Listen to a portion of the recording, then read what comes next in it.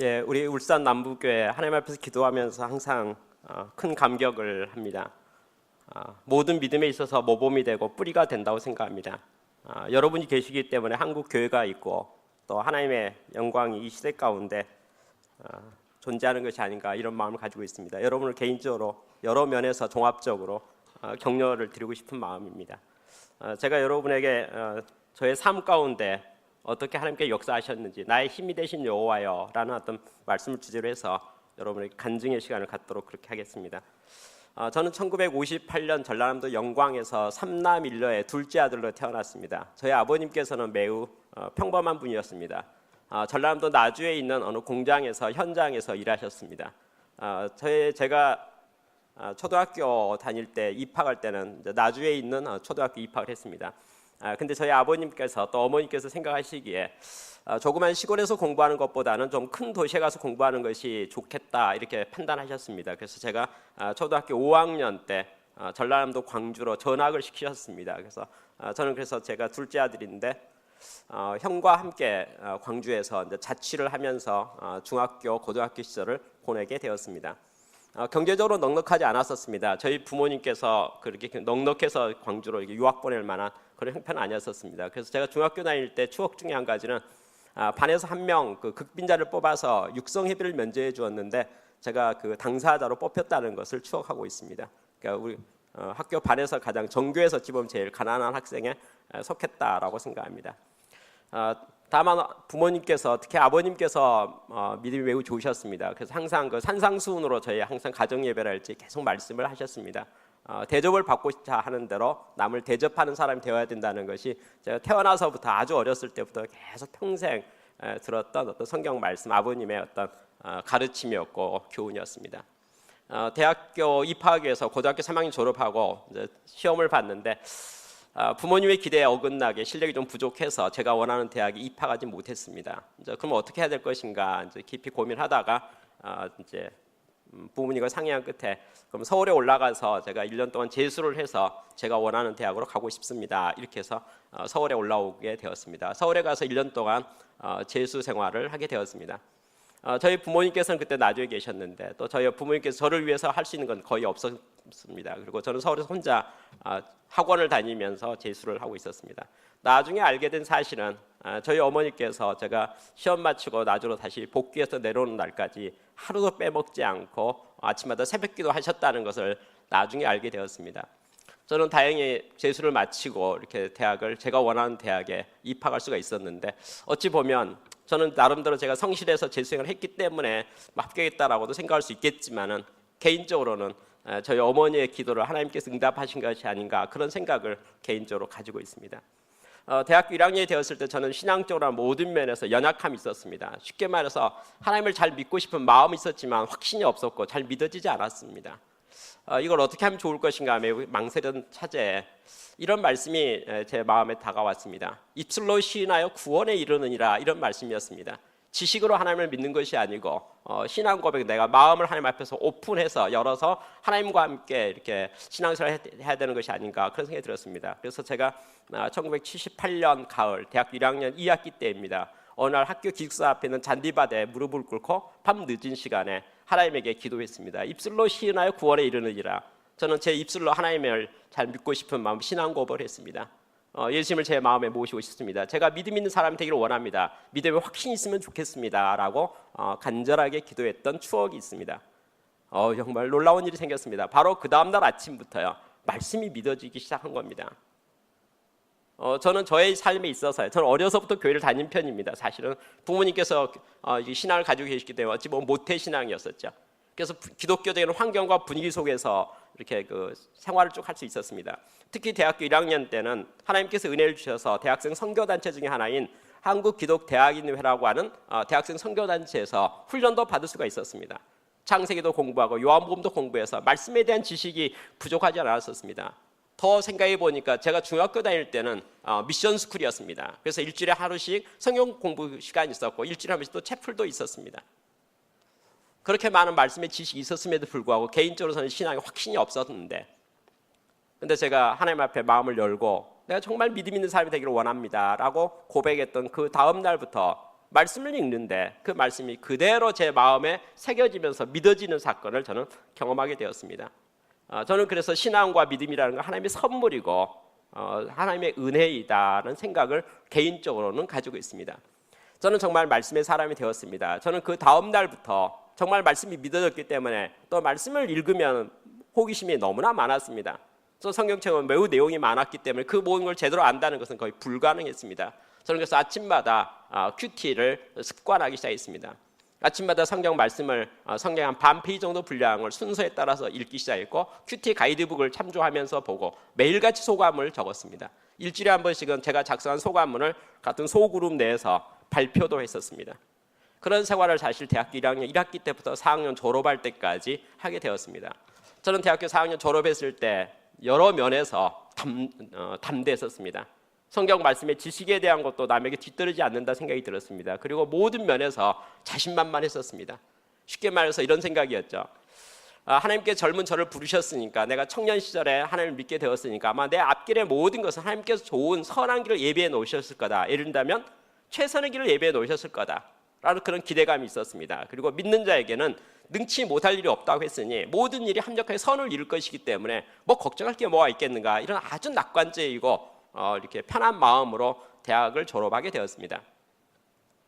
대학을 졸업하면서 진로를 먼저 결정하는 과정 속에서 저는 친구들과 상의한 끝에 대학원을 가는 게 좋겠다라고 판단했습니다. 제가 선택할 수 있는 선택 방법 중에서 그게 가장 좋은 길로 보였기 때문에 그렇습니다. 근데 아쉽게도 대학원 시험에 떨어졌습니다. 저는 사실 시험에 대해서는 그렇게 썩 잘하지 못한 것 같습니다. 뭐 대학교 시험 볼 때도 사실 재수해서 들어갔었고, 또 대학원 시험은 경쟁률이 높지 않았음에도 불구하고 합격하지 못했기 때문에 그렇습니다. 저는 대학원에 진학을 못했기 때문에 어쩔 수 없이 저는 이제 취업을 하게 되었습니다. 제가 취업했던 때가 1982년 1월 달이었는데 그때 당시에 우리나라 경제가 고도 성장하고 있는 시기였기 때문에 저는 공과대학에서 기계 설계를 전공했기 때문에 엔지니어 출신이었기 때문에 뭐 들어가는 건 전혀 문제가 없었습니다. 그때 선택할 수 있는 회사는 둘 중 하나였습니다. 일반적으로요. 인천에 있는 대우중공업과 그리고 울산에 있는 현대중공업이 기계 전공자가 가장 선호하는 두 개의 둘 중 하나의 직장이었습니다. 저는 서울에서 생활했었고 교회 생활도 수도권에서 다 있었기 때문에 서울의 수도권에 머무르기를 원했습니다. 지방에 내려가고 싶지 않았습니다. 그래서 저는 뭐 그렇다면 울산에는 현대중공업보다는 인천에는 대우중공업이 좋겠다라고 판단했습니다. 그래서 그곳에 입사했습니다. 입사하고 정말 행복했습니다. 대학원에 떨어졌다는 것은 별로 개인적으로 자랑스러운 건 아니었지만 대우중공업은 제가 생각했던 것보다 크고 좋은 회사였습니다. 저는 이런 마음이 들었습니다. 하나님께서 모든 사람 최선을 예비하시는데 나는 사회생활, 직장생활 가운데서 일하도록 하나님께서 작정하셨는데 내가 괜히 친구 따라 강남 간다고 대학원을 가니까 하나님께 너는 그쪽이 아니야, 너는 이쪽이야라고 교통정리를 해주셨다. 그런 마음이 들었습니다. 여하튼 대우중공업은 저에게 있어서 최고의 직장 같아 보였습니다. 신입사원 연수를 마치고 나서 부서 배치를 했는데 제가 부서 배치받은 것이 경상남도 양산군 철마 산속에 있는 대우정밀 공업주식회사였습니다. 저는 1980년 1월 달에 서울역에서 밤차를 타고 부산역으로 내려오게 되었습니다. 양산에 있는 철마산에 있는 대우정밀 공업주식회사, 옛날 이름은 국방부 조병창입니다. 산속 깊은 곳에 있는 공장입니다. 그곳에 버스가 와서 저를 태우고 들어가야 되면 이제 그때부터 대우정밀에서 근무하게 되는 상황이었습니다. 저는 사실 대우정밀로 발령을 받고 내려올 때 인간적으로 개인적으로 행복하지 않았었습니다. 하나님께서 제가 대학교 4년 동안 성경 공부도 많이 했었고 말씀의 지식도 있었고 모든 면에서 자신만만했었는데 왜 대학원 가는 것을 기도에 응답하지 않으셨을까? 그리고 대우중공업을 제가 나름대로 최선의 선택으로 선택하셨는데 왜 하나님께서는 저를 철마 산속에 있는 대우정밀로 부서 발령을 내셨을까? 내가 양산에 있는 철마에 있는 대우정밀에 갈 것을 내가 1%로 생산했더라면 차라리 산업도시는 울산에 있는 현대중공업을 가는 게 훨씬 더 좋지 않았을까? 그런 마음들이 제 마음속에 있었습니다. 그리고 앞길에 대해 생각할 때 뜻대로 되지 않는 인생의 삶에 대해서요. 내가 원하는 것, 내가 생각할 때 최선의 길로 보이는 그 모든 것이 허락되지 않는 어떤 인생의 어떤 시작을 보면서 앞으로 저의 사회생활과 인생의 모든 앞길이 어떤 식으로 일이 풀려갈 것인가에 대한 어떤 많은 어떤 백지 상태의 내용이 제 마음속에 찾아오기 시작했습니다. 하나님은 어떻게 저의 길을 인도하시는 건가? 나의 미래의 모습은 어떻게 될 것인가? 내가 5년, 10년 후에는 어디서 무엇하고 있을 것인가? 거기에 대한 막연한 많은 어떤 염려, 생각들이 제 마음에 찾아오기 시작했었습니다. 저는 성경 공부를 많이 했었기 때문에 성경 말씀을 깊이 살펴보면서 묵상하면서 이게 어떤 상황인지 분별하기를 원했습니다. 떠오르는 말씀은 딱 한 절밖에 없었습니다. 창세기 12장 1절 말씀입니다. 너는 본토 가족 친척 아비집을 떠나 내가 지시할 대로 가라. 하나님께서 원하시는 것은 백지를 원하는 것 같았습니다. 하나님만을 믿고 하나님만 신뢰하고 하나님과 함께 살아가는 새로운 영역을 말하는 것 같았습니다. 내가 알고 있고 내가 믿고 의지했던 모든 것을 하나님께서 내려놓기를 원하신다. 그런 생각이 들었습니다. 하나님과 함께 인생의 길을 개척해가고 믿음의 길을 걸어가는 것을 하나님께서 원하시는 것이 아닌가, 그런 어떤 신앙적인 생각을 하면서 저는 대우정밀에서의 직장 생활을 시작했습니다. 저는 믿음으로 하나님과 함께 도전하기를 원했습니다. 저는 회사의 인사팀에 가서 부탁을 했습니다. 회사 직원 모두 직원 카드를 좀 열람할 수 없습니까? 이렇게 말했습니다. 그랬더니 묻는 거예요. 아니 왜 뭐 이렇게 신입사원이 와가지고, 입사한 지 얼마 안 된 신입사원이 와가지고 인사팀에 와가지고 직원들 인사기록 카드를 보자하니까 이상하게 생각한 거죠. 목적이 뭐냐고, 뭐 때문에 그러냐고 그렇게 말했습니다. 예, 제가 찾고 싶은 사람이 있는데 제가 잘 모르기 때문에 인사기록 카드를 보면은 알 수 있지 않을까라고 생각이 들어서 그렇습니다. 그랬습니다. 그러면 뭐 복사, 이건 비밀 보안 사항이기 때문에 복사나 그런 건 안 되지만 옆에서 열람은 가능하다 그랬습니다. 저는 대우점을 입사해서 1980년 1월 달에 인사팀에 가서 전 직원 인사기록 카드를 열람을 했습니다. 비고난에 종교난에 기독교로 써져 있는 모든 분들의 이름을 전부 낱낱이 다 적었습니다. 인사기록 카드에 종교난, 기독교 다 적었습니다. 부서와 이름을 다 적었습니다. 그리고 그 다음 날부터 1대1 면담을 하기 시작했습니다. 하나님을 묻는 당신과 저를 대우정밀에 보내신 하나님의 뜻과 소명이 무엇이라고 생각합니까? 우리 함께 하나님 말씀 동역했으면 좋겠습니다 라고 이야기했습니다. 저의 그 제안에 대해서 거의 90% 이상의 분이 화를 냈습니다. 내가 교회 다니지 않은 사람이 아무도 없는데 어떻게 날 찾아왔느냐라고 하면서 뭐 상종하지 않겠다, 당장 가라고 쫓아내는 분이 10분 중에 9분이었습니다. 그럼에도 불구하고 저는 한 5분 정도의 믿음의 선한 동역자를 찾을 수 있었습니다. 그분들은 저를 매우 환영했습니다. 교회 다니세요? 예수 믿으세요? 그러면 저희 같이 모입시다, 만납시다 라고 해서 저는 한 5사람 정도의 동역자를 찾아낼 수 있었습니다. 만나서 상의했습니다. 무엇부터 할 것인가? 일단 하나님께서 우리를 어떻게 인도하실지 모르기 때문에 우리는 기도부터 해야겠다, 이렇게 생각했습니다. 그래서 우리는 중보기도 모임을 만들었습니다. 12시부터 1시까지가 점심시간이었는데 12시 5분부터 35분까지 매일 30분씩 우리가 함께 모여서 이렇게 직장 선교를 위해서 또 기도하자라고 했습니다. 매일같이 모였죠. 한두 달 만나고 났더니 문제가 2가지 생겼습니다. 첫째는 기도를 많이 하게 되니까 담대함이 생겨서 전도를 잘했습니다. 다시 말해서 각 부서에서 교회를 다니는데도 불구하고 활동하지 않는 분들 찾아내서 권유해서 같이 모임에 참석이 됐는데, 처음에 5명이 시작했던 그 모임이 한 2-3달 지나고 나서 한 60명까지 늘어나게 된 겁니다. 두 번째는 인원이 많아지기 시작하니까 회사에서 경계하기 시작한 거죠. 주모자인 저를 불렀습니다. 인사팀에서 불렀죠. 대우 가족은 한 가족이어야 되는데 출근해서 퇴근할까 직장 내에서의 어떤 종교 활동을 안 했으면 좋겠다는 게 인사팀의 내용이었습니다. 그리고 너희들이 이렇게 따로 모여서 기도하고 행사를 하게 되면 그럼 각 불교를 포함해서 다 이렇게 될 거 아니냐, 그것은 바람직하지 않다. 그래서 퇴근하고 나서 뭐 교회에서 활동하는 건 상관없지만 직장 내에서는 특히 점심시간에 모두가 식당 가는 길에 보이는 잔디밭 가운데 동그랗게 둘러앉아서 큰 소리로 통성기도하고 있는 모습은 별로 덕이 안 된다라고 이야기했습니다. 금지시켰습니다. 저는 이렇게 말했습니다. 저는 하나님 믿는 사람인데 내가 믿는 하나님에게 매일같이 회사를 위해서 기도한다는 것이 무엇이 잘못돼? 나는 도저히 납득할 수가 없다. 기도하는 건 지금 당연한 거 아니냐라고 계속 우겼습니다. 인사 담당자가 매우 곤란하게 생각해서 그러면 이렇게 하면 어떻겠느냐? 너희들이 기도하는 모습을 보고 많은 사람들이 인사팀에다 많은 이유 제기를 하기 때문에 부담스러워서 그러니까 강당을 내줄 테니까 강당에 들어가서 따로 이렇게 기도하는 거 어떻겠느냐? 기도는 좋다. 그렇지만 이렇게 오픈해서 하지 말고 기도할 사람을 모여서 하는 게 좋지 않겠는가라고 이야기했습니다. 그렇게 해서 1982년 봄에 대우정밀 기독신우회 모임이 강당으로부터 시작하게 되었습니다. 저는 총무가 되었습니다. 그리고 열심히 전도하고 회사 내에서 직장 성경 공부하고 또 하는 일에 대해서 열심을 가지고 됐습니다. 두구동이란 마을이 대우정밀 앞에 있습니다. 두구동 그 마을 안에 교회가 하나 있죠. 두구동 교회가 있습니다. 저는 두구동교회에서 섬겼습니다. 두구동교회는 조그만 시골 교회 같은 분위기입니다. 제가 다닐 때 전체 교회는 한 80명 정도 되었습니다. 청년은 저 포함해서 한 5명 정도 되었습니다. 교회 청년이 부족했기 때문에 일꾼이었습니다. 저는 찬양대 봉사도 했었고 그리고 중고등부 교사도 했었고 부터 시작해서 교회 모든 일에 참여를 했었습니다. 요즘에는 오후 예배 시간에 당겨졌습니다만 그때는 저녁 7시에 저녁 예배가 있었습니다. 그래서 주일날 아침 새벽같이 일찍 교회 출근하면 밤 10시 정도 교회 일을 마치고 다시 기숙사로 복귀했던 시절이었습니다. 월요일부터 토요일까지는 회사 일에 거의 전적으로 매어 있었습니다. 그러니까 기숙사 자체도 회사 공장 안에 있었습니다. 그래서 사실은 월요일 아침에부터 회사 공장이 출근하기 시작하면 토요일날 저녁까지는 그 벗어날 방법이 없었습니다. 그 산에서 내려오는데 한 2-3시간 걸리기 때문에 사실 평일에는 밖에 나오는 게 불가능했었습니다. 평균 퇴근 시간이 제가 기억하기에 제 추억에는 그렇습니다. 빨리 퇴근하면 밤 10시였었고요. 보통 밤 12시에 퇴근했습니다. 늦게 퇴근하는 새벽 2시에 퇴근했습니다. 그래서 새벽 2시에 퇴근해서 아침 7시에 출근해야 되기 때문에 퇴근의 의미가 없습니다. 그래서 그냥 사무실에서 의자 놓고 잤던 추억이 매우 많습니다. 그래서 월요일 아침 출근해서 토요일 날 저녁에 퇴근한 적도 꽤 많이 있었던 것을 지금도 기억하고 있습니다. 1984년 가을이 되었을 때 두구동교회 장로님께서 저를 불렀습니다. 그리고 조용히 물어봤습니다. 저는 그때 당시에 두구동교회 청년 5명 중에 1명이었는데 제가 청년부 회장이었습니다.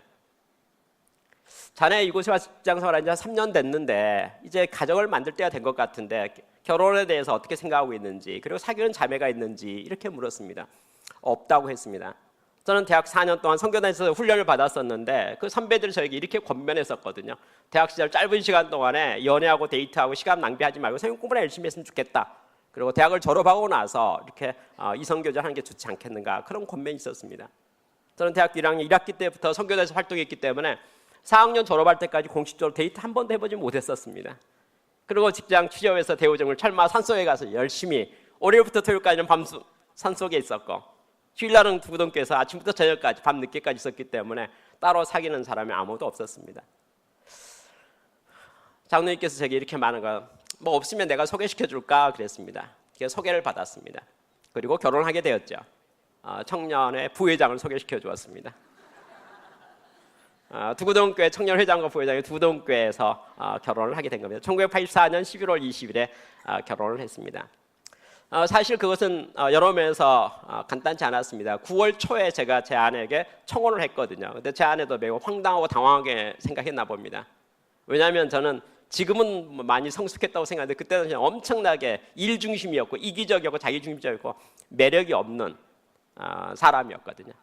제가 9월 5일 날 정도에 청혼했던 걸로 추억하고 있는데 제 아내가 저 이렇게 말했습니다. 깊이 생각해보고 이달 말까지 말해주겠다 그랬습니다.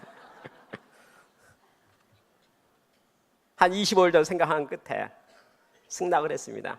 사실 저는 청혼하고서 이렇게 이달 말까지 말해주다는 말을 들었을 때 좀 많이 당황했습니다. 제가 드라마에서 보니까 보통 청혼하면 보통 그 자리에서 예스 하는 게 거의 99%라고 생각하고 있었는데 저는 거절받을 거라는 생각은 전혀 한 적이 없었거든요. 그리고 이달 말까지라는 말이 이게 어떤 의미인지에 대한 걸 제가 전혀 해석할 수가 없었습니다. 저는 그날 밤에 집에 와서 많은 고민과 생각을 많이 했죠. 이거 어떻게 해석해야 될 것인지. 저는 하나님 앞에 그때 3가지 다짐했던 것이 추억이 납니다. 제가 만드는 가정이 믿음의 가정이었으면 좋겠다고 생각했습니다. 저는 그래서 제 아내하고 화평한 가정이 화목한 가정이 되면 좋겠다고 생각했기 때문에 부부싸움 포기 선언을 했습니다. 각기 부모를 따라서 한 몸을 이루라고 성경 말씀이 기록됐던 걸 추억을 해서 그 말씀의 근반에서 저는 이렇게 생각했습니다. 제 아내 태어나서부터 오늘까지의 모든 삶의 과거의 모습과 현재에 가지고 있는 모든 현재의 모든 전 인격적인 모든 모습과 죽을 때까지의 미래에 대한 모든 것을 내 자신의 삶으로 영접하겠습니다라고 기도했습니다. 그렇게 다짐했죠. 그리고 가정은 믿음으로 한 길로 가야 되는데 의견이 달라지면 안 되지 않겠습니까? 내가 아무리 어떤 것을 하고 싶다 하더라도 제 아내가 찬성하지 않으면 동의하지 않으면 그것은 나에게 개인적이면 희망상일 수 있지만 우리 가정이만 하면 뜻일 수는 없다라고 판단했습니다. 그래서 저는 제 아내에게 거부권을 인정하기로 했습니다. 제 평생 삶 가운데 저희 가정생활 가운데 제 아내가 반대한다면 그래서 우리 가정에만 하나님의 뜻일 수는 없다라는 생각을 가지고 그런 다짐을 했던 추억이 있습니다. 저는 제 아내에게 예스를 듣는 게 마땅하다고 판단했습니다. 그래서 저는 그 다음 날부터 9월 말까지 매일같이 데이트 신청을 했습니다. 회사에 허락을 받았죠. 대우집에 허락 받았죠. 제가 결혼해야 되겠는데 데이트할 시간도 없으니까 제가 정시 퇴근하겠습니다. 9월 말 매일 만났습니다. 저는 좀 궁금한 게 있었어요. 제가 이렇게 만나서 이야기하면 뭐 말로는 9월 말까지로 했지만은 그래도 2, 3일 지나고 며칠 지나면 예스라고 승낙하지 않을까 이런 생각을 가지고 헤어질 때마다 몇 번 물어보고 있는데도 불구하고 묵묵부답이었고 거기에 답을 하지 않았습니다. 그리고 9월 말에 마지막 날에 약속했던 그날에 예스라고 했습니다. 저는 10월 초에 저희 부모님에게 가서 인사드리고 둘째 주에 처가 쪽에 가서 인사드리고 셋째 주에 담임 목사님에게 저희 결혼하기로 했다라고 해서 결혼 날짜를 잡았습니다. 저는 경제적으로 넉넉하지 않았었습니다. 근데 제 아내 쪽은 저보다 뭐 10배, 100배 가난한 것 같았습니다. 뭐 준비할 게 하나도 없으니까 맨몸으로만 합치면 되는 거니까 뭐 준비할 바로 결혼식을 잡으면 좋겠다고 생각했습니다. 교회에 상의를 했습니다. 교회에서 저에게 물었죠. 언제 결혼할 거냐고. 그래서 뭐 다음 주에 했으면 좋겠습니다. 교회에서는 저의 결혼 제안에 대해서 많이 당황하면서 임시 재직회를 그 다음 주일날 오후에 열었습니다. 교회 두구동교회 설립된 이래로 교회 안에서 결혼식 한 적이 한 번도 없었거든요. 이유는 조그만 시골교회라서 본당 건물만 딱 단독 건물로 있습니다. 결혼식을 하게 되면 손님이 외부에서 오지 않겠습니까? 그러면 외부에서 오면 적어도 식사 대접을 해야 될 것 같은데 공간이 없는 거죠. 그리고 우리 민속으로 생겨서 패백을 한다고 생각하면 작은 방도 하나 있어야 될 것 같은데 두구동교회 본당 건물만 딱 이렇게 직사각형 하나 딱 건물만 있을 뿐인데 부속 건물이 하나도 없는데 결혼식을 하기에 매우 곤란한 거죠. 임시 재직회를 열어서 두구동교회에서 이제 상의를 하기 시작했습니다. 이번 청년 회장과 부회장이 결혼하기를 원하는데 뭐 마땅치가 않으니 어떻게 하면 좋겠는가 얘기했습니다. 두구동교회에 있는 그 지역은 그때는 수원 보호 지역이어서 이렇게 건축 같은 게 제한이 되어 있었습니다. 새로 건축을 증축하는 것이 허락되지 않았습니다. 다행히 두구동교회 바로 옆에 돼지 축사가 있었습니다. 축사는 그래도 건물이기 때문에 그걸 개조하면 건물을 지을 수 있는 것이 아닌가 생각해서 교육관을 짓기로 했습니다. 교육관을 짓고 조그만 방 하나 만들고 큰 방 하나 만들자. 작은 방은 교사실로 하고 큰 방은 우리 주일학교 예배실로 썼으면 좋겠다 해서 교육관 증축을 하기로 했습니다. 교육관 증축 전 교인 동원해서 증축하고 그 준공되는 날 결혼식을 하는 게 좋겠다라고 결정을 했습니다. 저에게 물었습니다. 언제 결혼하고 싶다고? 뭐 저는 다음 주라도 하면 좋겠습니다. 그래서 야 일주일 만에 교회 건축 못하지. 그래서 잡은 날짜가 11월 20일입니다. 한 달 동안 교육관 공사하기로 정교인 동원을 건축하겠고 교육관 준공과 함께 결혼식을 하기로 했던 것이 저의 결혼식이었습니다. 교회 행사로 결혼식을 잘 마쳤습니다. 신혼여행을 가야겠죠. 뭐 경제적으로 넉넉하지 않았기 때문에 저는 김해위의 생림면에 가면 무척산이 있습니다. 산 정상에 조그만 산정호수가 있죠. 그리고 그곳에 기도원이 있습니다. 무척산 기도원입니다. 저는 신혼여행을 무척산 기도원으로 갔습니다. 가서 하나님께서 저희 가정을 어떻게 믿음으로 인도하실지에 대해서 같이 말씀을 묵상했습니다. 그리고 성경 말씀 중에 좋아하는 단어를 가지고 저희 가움 만들기 게임을 했습니다. 서로 좋아하는 단어 뽑아서 만들어서 표어를 만드는 거죠. 수십 개를 만들었습니다. 그리고 보고 골라서 당선작을 만들었습니다. 그게 저희 집 가훈이네요. 성령으로 말미암아 창조와 사랑을 이루는 목자의 가정. 1984년 11월 20일 결혼하고 나서 무척산 기도에서 저와 제 아내 단둘이서 만들던 저희 집의 가훈입니다. 돌아와서 이제 다시 정상적 생활로 복귀를 했습니다. 회사에서는 저를 위해서 조그만 회사 내 사원 아파트를 배치를 해주었습니다. 결혼하고 1년 지나서 큰 아들이 태어났을 때 제 아내가 기저귀 까는 것 때문에 너무 힘들어하는 걸 보면서 세탁기를 샀던 추억이 있습니다. 2년 지났을 때 여름이 되었는데 저희 집 찬 음식이 전혀 시원한 음식이 없어가지고 힘들어하는 걸 보면서 180리터짜리 소형 냉장고를 샀던 추억이 있습니다. 저희 집 결혼 생활 시작할 때 거의 제로 베이스에서 아무것도 없이 시작했습니다. 결혼하고 1년 지나서 세탁기, 2년 지나서 냉장고 샀던 추억이 저희 가정 경제에 대한 행편이었습니다. 그러나 그 가운데 하나님께서 은혜를 주셔서 행복하고 아무것도 없어 보이지만 그러나 단란한 그리고 평범한 그런 신앙생활을 하고 직장생활을 하면서 교회생활을 하면서 평범하게 지냈던 어떤 추억이 제가 1980년대 초반 또 결혼하고 나서 몇 년 동안 있었던 내용이었습니다. 첫 번째 사건이 발생했습니다. 1987년 여름이었습니다. 직장생활 5년 7개월 했던 어느 순간 회사에 출근했는데 서울에 있는 기계연구소에서 기계연구원을 모집한다는 모집 공고를 보게 된 겁니다. 저는 그 모집 공고를 보는 순간 서울에 가서 일하고 싶은 생각이 들었습니다. 제가 원해서 대우정밀에 근무하는 거 아니었기 때문에 기회만 된다면 또 좋은 요건이 있다면 근데 서울에 있는 기계연구소의 근무지는 서울시였습니다. 구로공단 지역에 있는 기계연구소였고 제가 보니까 그곳에 매우 마음에 들었습니다. 저는 제 아내에게 상의했습니다. 제 아내가 동의했죠. 뭐 시험 봐서 합격하면 이사 가지요 라고 했습니다. 저는 회사에 모르게 원서를 냈습니다. 그리고 시험을 보게 되었습니다. 경쟁률이 놀랍게도 800대 1이었습니다. 한 명의 결혼이 생겼는데 전국 일간지에 광고를 낸 겁니다. 근데 저 같은 사람이 전국에서 800명이 시험 보러 온 거죠. 아마 저는 58년 개띠인데요. 58년 개띠 제 무렵에 인구가 엄청 많은 것 같습니다. 저 같은 사람이 너무나 전국 방방곡곡에 매우 많았던 거죠. 경쟁률이 매우 셌었습니다. 저는 그 중에 한 명이었습니다.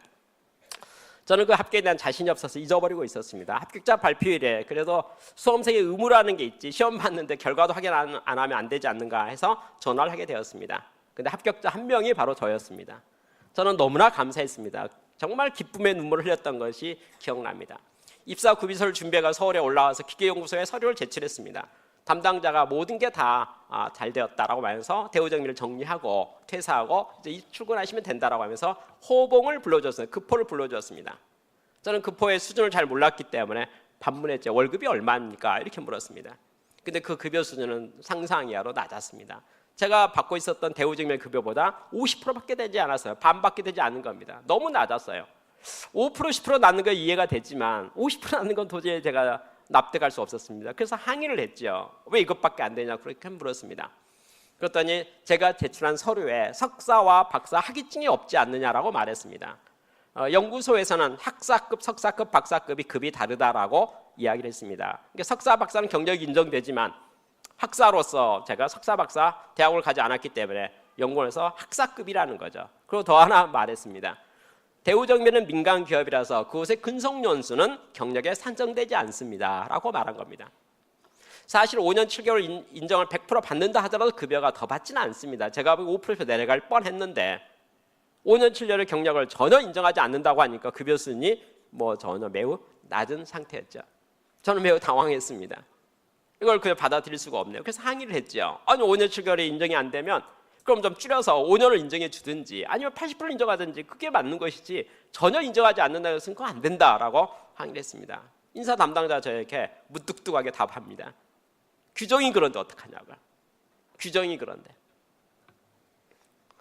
저는 이러지도 못하고 저러지도 못하고 그 앞에 가만히 서 있었습니다. 그랬더니 그가 제가 옆에 서 있는 게 부담스러웠는지 이렇게 말했어요. 저 방에 부님 토의실에 들어가서 생각하고 나오시는 게 어때요? 이렇게 말했습니다.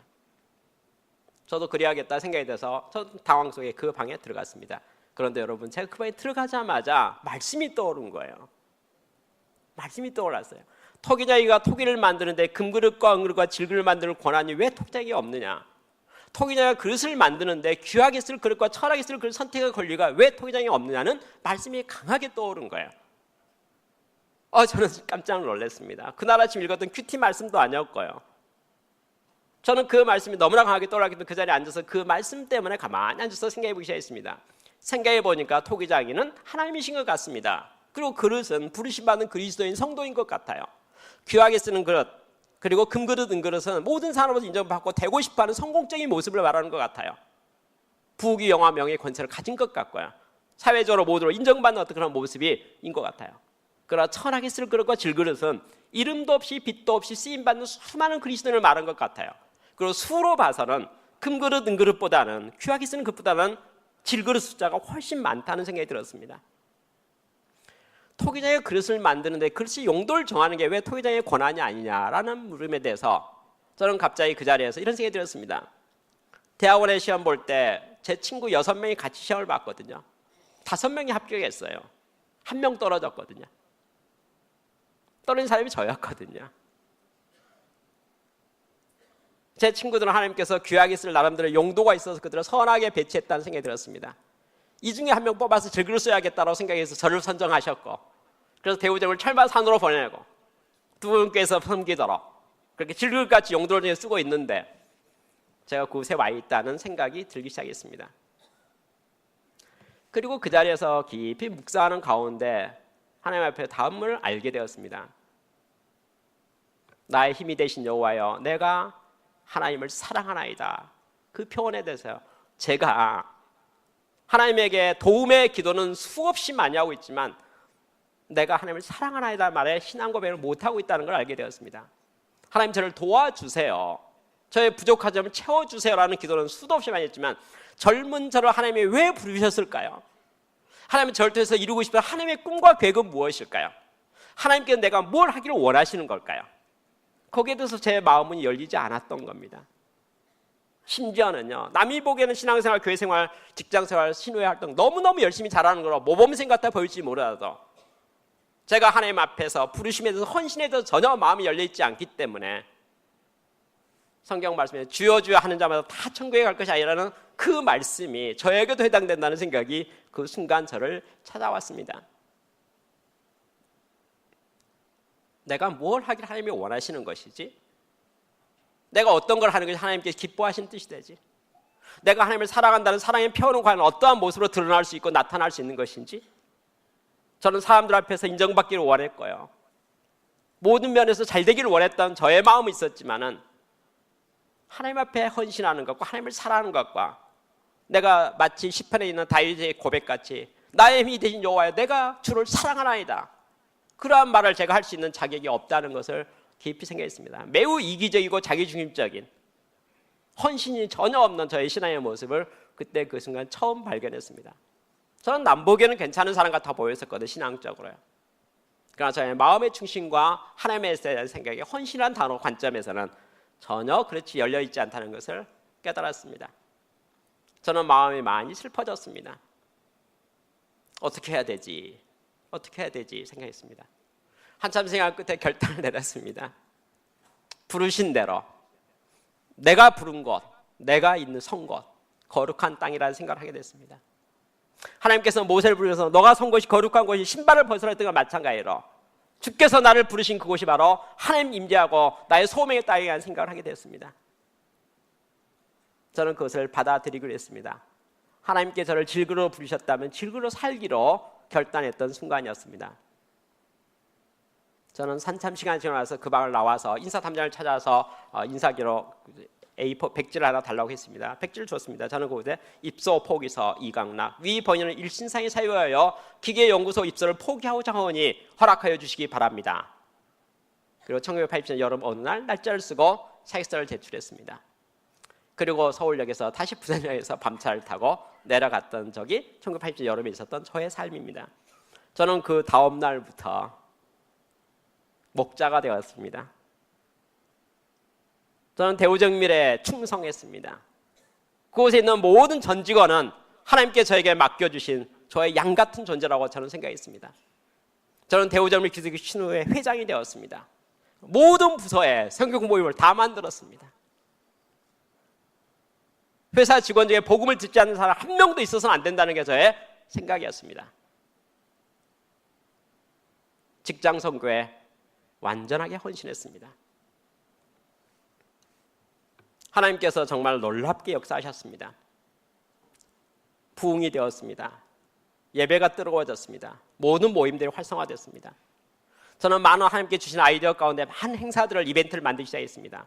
현장에 직원 근무한 직원 중에 경제로 넉넉하지 않아서 결혼식을 올리지 못하고 동거하는 직원도 꽤 있었습니다. 다 조사에 찾았습니다. 그리고 사장님과 상의를 했습니다. 신우회 이름으로.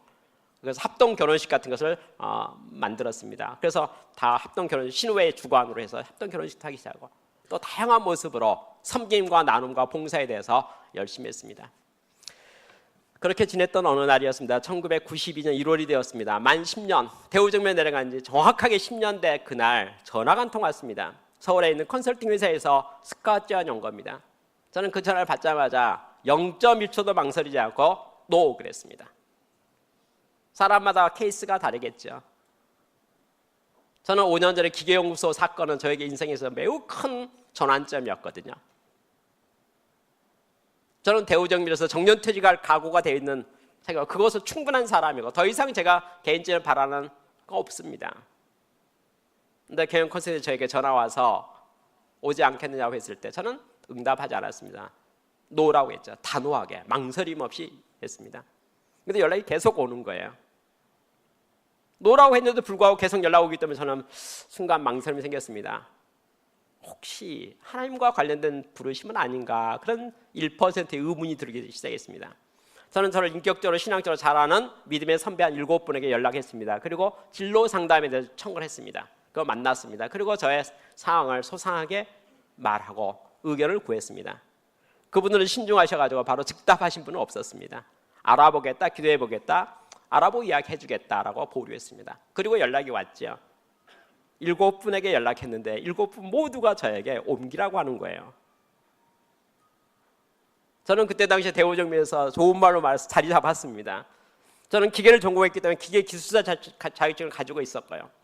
회사 내 기술연구소 개발팀장을 맡고 있었고, 회사 내 사업관리원의 간사를 맡고 있었고, 그리고 과학적 관리기법 같은 사례 발표에서 금상도 받았었고요. 저는 회사에서 또 신호회 회장으로서 모든 면에서 안정된 자리를 차지하고 있었습니다. 저는 부족함이 없었어요.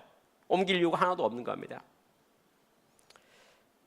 공과대학의 이과 기계를 전공한 사람이 경영 컨설팅에 입사한다는 건 너무나 진로가 다르지 않습니까? 생각한 적도 한 번도 없는데요. 너무나 엉뚱하죠. 저는 많은 고민을 했습니다. 성경 말씀 가운데 제사보다 순종이 낫다는 말씀을 생각하면서 이건 아무리 생각해도 하나님의 무슨 계획이 있는 것 같다 이렇게 판단했습니다. 저는 믿음의 선배들의 조언을 따르기로 했습니다. 그래서 대우정비를 사직하고 컨설팅 회사로 옮긴 겁니다. 서울로 이사를 하게 되었네요. 자, 서울에 와서 직장 살면서 저는 제 마음속에 깊은 신앙적으로 큰 도전이 있었습니다. 이건 하나님의 계획이야. 하나님께 나를 부르신 거야. 이제 내가 10년의 어떤 직장 생활을 마치고 이제 두 번째 새로운 직장을 근무하게 되었는데 하나님의 놀라운 어떤 섭리와 계획 가운데 있을 거다라고 생각이 들어서 기대감 가운데 직장 생활을 시작했습니다. 대우점의 직장 생활 10년 저에게 매우 행복한 시간이었었거든요. 교회 생활, 직장 모든 면에서는 보람이 있었습니다. 부족함이 없었어요. 그보다 더 나은 어떤 직장 생활의 패턴을 저는 기대하면서 시작했습니다. 그런데 결과는 180도 반대였습니다. 컨설팅 회사는 경쟁의식이 너무 심했습니다. 대우정비는 공동체가 더 가족 같았거든요. 선배는 후배를 사랑했었고 이끌어 주었습니다. 서로 잘 협력을 했었습니다. 팀워크가 매우 좋았었어요. 저는 불편함이 하나도 없었거든요. 컨설팅 회사는 모든 컨설턴트가 전문가 집단이어서 경쟁의식이 너무너무 심했습니다. 저를 바라보는 시선이 곱지 않았어요. 이런 분위기입니다. 내 밥그릇 뺏어먹으러 온 사람이다는 경쟁의식이었습니다. 저는 컨설팅에 처음 입사해가지고 왕따가 무엇인지도 경험했습니다. 점심시간에 식당으로 가는데 식사로 가죠. 여의도에 사무실이 있었습니다. 저는 모든 게 아직은 처음이라서 낯설기 때문에 물어볼 게 많았습니다. 저희 본부에 같은 사업 본부죠. 컨설팅 팀에 두 사람이 식당을 갑니다. 따라갔습니다. 같이 식당에 가서 식사하면서 이야기 좀 하면서 좀 들어보기도 하고 조언도 들으려고요. 근데 앞에 가던 두 사람 중에 한 명이 고개를 싹 돌려서 뒤따른 저를 발견하더니 쑥덕거리더니 둘이 뛰어서 달아나는 거예요. 저와 같이 밥 먹지 않겠다고요. 따라오는 게 싫다고요. 저는 그러한 분위기와 환경이라는 건 저에게 정말 어색했습니다. 도저히 적응되지 않았습니다. 그렇게 해서 시간이 지나서 100일 정도 되었던 어느 날 컨설팅 이모께서 저를 부르셨습니다. 그러고 나서 이렇게 저에게 조언을 했습니다. 내가 자네를 100일 동안 지켜본 결과 컨설턴트란 직업에 있어서 성공하는 10가지 조건과 실패하는 10가지 조건이 있다면 자네는 실패하는 조건 10가지를 완벽하게 갖춘 유일한 사람인 것 같다.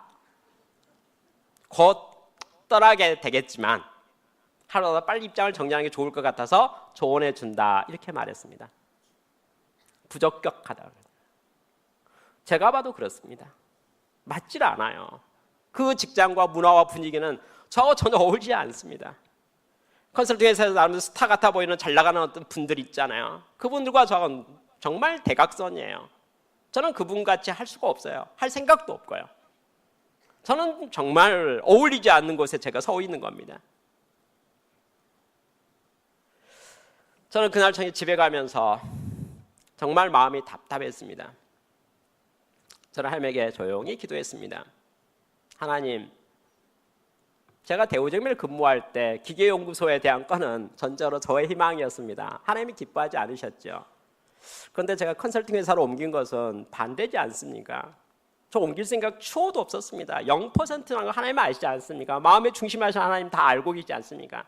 제가 이것으로 옮긴 이유는 100% 믿음 때문에 순종 때문에 옮긴 겁니다. 근데 안 맞다고 하네요. 제가 봐도 안 맞습니다. 저도 못하겠어요. 하나님, 저 어떻게 하기를 하나님이 원하시는 겁니까? 제가 순종하여 이 자리에 이끌림받아 이 자리에 왔는데 이거 와서 보니까 제가 있을 곳이 아닌데 있고 싶지도 않는데 저 어떻게 해야 돼요? 라고 물었습니다. 그때 하나님께서 저에게 이러한 마음을 주셨습니다. 너 대학실에 선교단체에서 선교 공부했었지? 예. 그때 열심히 공부했던 게 기억납니다.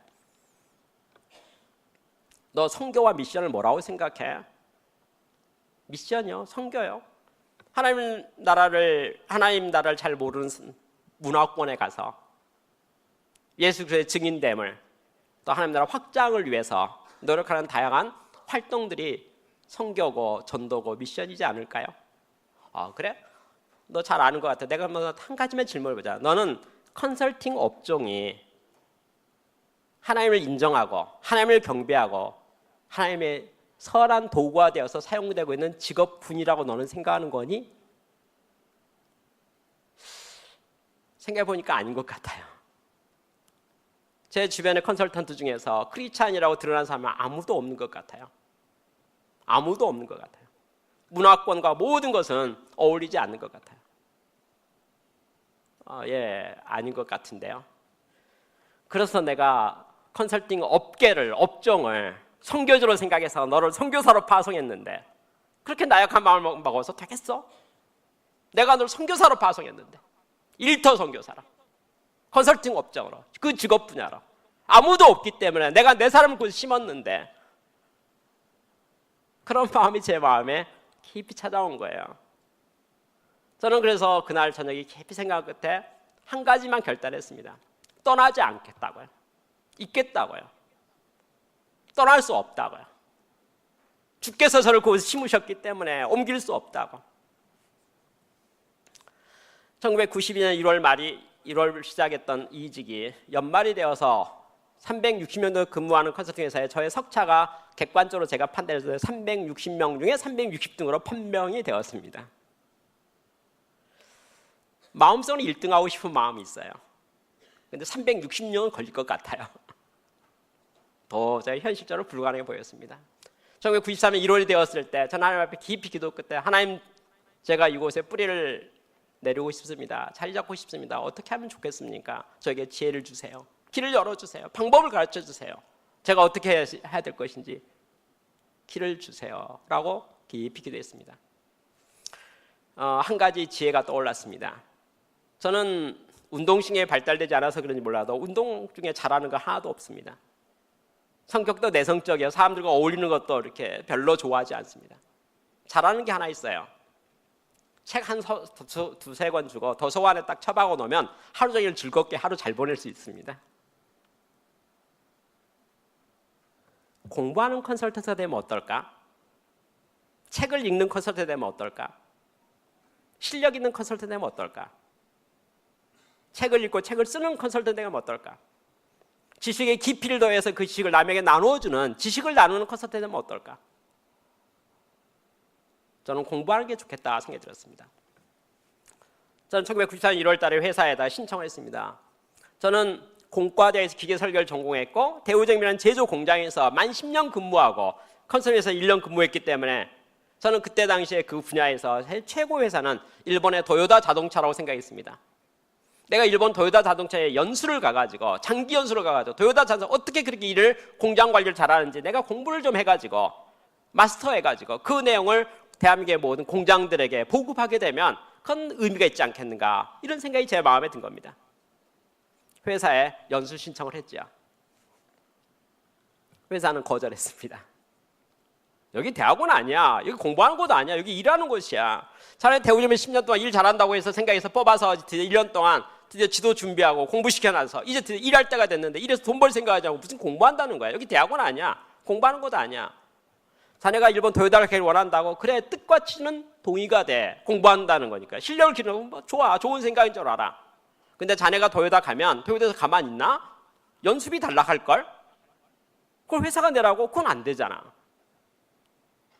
왜 회사가 자네를 뽑아서 장기 연수비를 내야 된다고 생각해? 그리고 자네가 도요타 간다고 일본 가는 거잖아. 그럼 거기에 뭐 차비, 체재비가 필요할 거 아니야. 생활비가 들어가는 거 아니야? 그거 어떻게 하려고 그래? 모든 걸 자비로 부담한다면 뜻이 선하기 때문에 어레인지는 해줄 수 있다. 저는 모처럼 좋은 생각을 했지만은 회사가 선하게 받아주지 않았기 때문에 가야 될지 망설이 생겼습니다. 깊이 기도했습니다. 판단하기가 쉽지 않았습니다. 그러나 아무리 생각해도 공부하는 컨설트 길 외에는 길이 없는 것 같았어요. 저는 그래서 1993년 1월 마지막 주 수요일 날 비행기를 타고 일본으로 출국하게 되었던 것이 저의 인생에서의 특별한 결단이었습니다. 저는 그 결단이 제 올바른지 어쩐지 판단할 수 없었습니다. 일본에 도착해서 첫 번째 주일날 하나님의 은혜 가운데 일본인 교회로 안내가 되었습니다. 저는 일본인 교회 출석해서 예배를 드렸습니다. 예배 드리고 나오는 저에게 목사님께서 이렇게 말합니다. 한국은 교인이 많아서 수요일이라도 수요 예배 드린다고 알고 있습니다만 일본은 교회가 적기 때문에 그 교회 전체 교인이 한 80명 정도 됐었거든요. 그렇기 때문에 수요 예배를 드리지 못합니다. 대신 희망하는 사람이 교회에 나와서 수요 성경공 모임을 합니다. 원하신다면 수요일날 오셔서 같이 성경공 모임에 참여하면 좋겠습니다. 그렇게 말했습니다. 저는 그 말이 좋게 마음에 들어서 저는 성경 공부하는 데 대해서 익숙한 사람이고 큐티에 익숙한 사람이라서 좋습니다. 저 수요일에 오겠습니다라고 이야기했습니다. 근데 주일날 저녁에 숙소에 가서 가만히 생각하니까 걱정이 하나 있어요. 제가 일본어에 서툴거든. 일본어 잘 못하거든요. 일본어를 못하는 제가 일본어 성경 공부에 앉아있으면 못 알아듣잖아요. 누가 거기에 저를 특별히 이렇게 좀 불편하게 하진 않겠죠. 그렇지만 알아듣지 못하는데 공부가 되겠습니까? 뭐라고 하는지 좀 알아는 들어야 되지 않겠습니까? 저는 일본에 상당 기간 머물 생각을 하고 있었기 때문에 일본어 공부를 해야겠다 생각이 들었습니다. 그리고 이번 수요일날 교회 가면 알아듣는 방법이 있으면 좋겠다고 생각했어요. 그런데 어떻게 해야 될지 모르겠네요.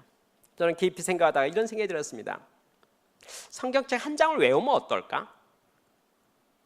성경책 한 장을 외우면 성경 공부하는 거니까 성경에 대한 이야기를 할 거니까 단어들이 나오지 않겠는가? 근데 내가 한 장을 외우면 그 한 장에 나와 있는 공통 단어가 나오면 나는 성경을 공부를 많이 하는 사람이니까 성경 내용을 잘 아는 사람이니까 몇 단어 말더라도 대충 얼기설기에 무슨 말들이 오고 가고 있는지 감은 잡을 수 있지 않을까? 어떨까? 이런 생각이 들었어요.